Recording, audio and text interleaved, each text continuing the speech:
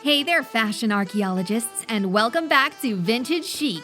Today we're taking a deep dive into a decade that gave us some truly iconic looks, but also some absolutely unforgivable fashion choices. We're talking about 1970s television. While everyone remembers the cool bell-bottoms and the groovy prints, there's a whole other side of 70s TV fashion that time has, perhaps mercifully, allowed us to forget. Get ready to cringe and maybe laugh too. Let's dig in. First up, we have Three's Company, and specifically the often overlooked fashion faux pas of Chrissy Snow, played by Suzanne Summers. While the show was light and fun, Chrissy's wardrobe perfectly captured some of the decade's more unfortunate trends. Think shiny, brightly colored all polyester jumpsuits. Think loud, synthetic fabrics in electric blues, hot pinks, or lime greens, often with wide-leg flares that threatened to trip her up, and an abundance of ruffles or bows that added to the visual chaos.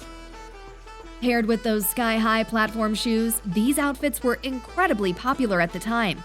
But now, they look garish, utterly synthetic, and a testament to the decade's obsession with a fabric that often clung, shone, and didn't breathe. The sheer volume of polyester in one outfit was a fashion misstep many forget when remembering the show's iconic status. Next, let's take a trip to the most wholesome household on television, the Brady Bunch. While their everyday clothes were usually harmless, it was when the Brady kids needed to dress up for a special occasion or a date that things went horribly wrong.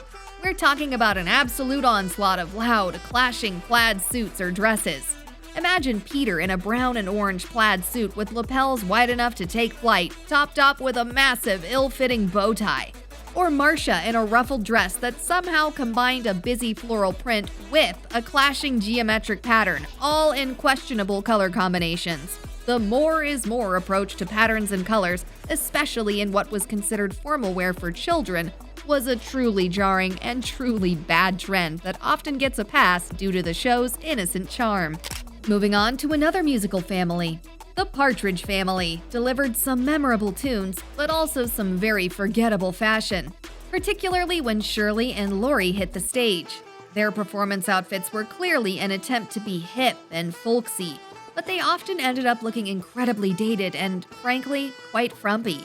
We often saw oversized, shapeless peasant blouses with excessive scratchy-looking embroidery paired with wide-wail corduroy bell-bottoms or even more shapeless maxi skirts in drab colors.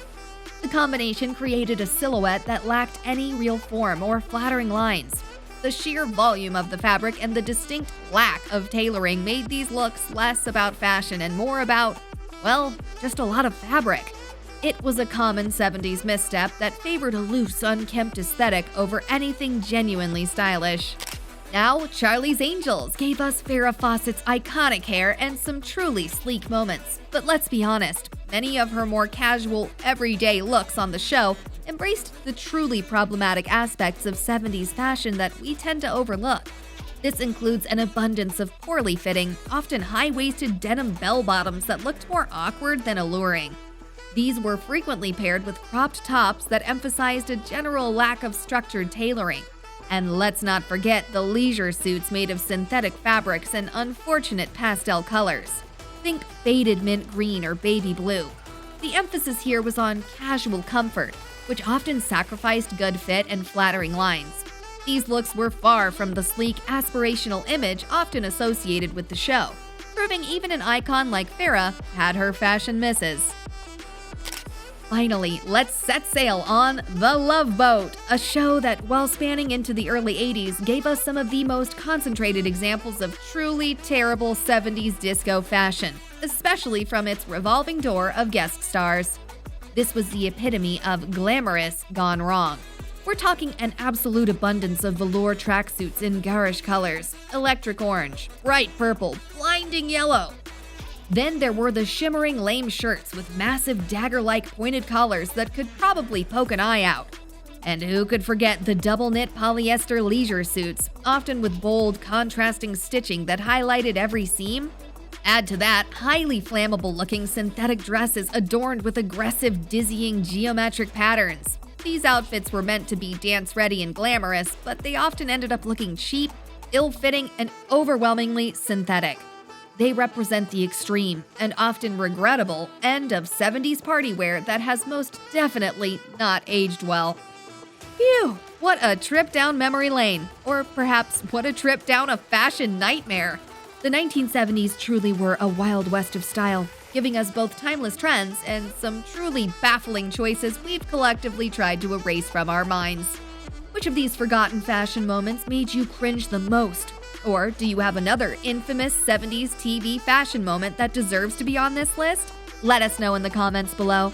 Don't forget to like this video if you survived this journey through questionable polyester and clashing plaids. And check out our other videos for more hilarious and sometimes terrifying dives into fashion history. Stay stylish, stay discerning, and we'll see you in the next video.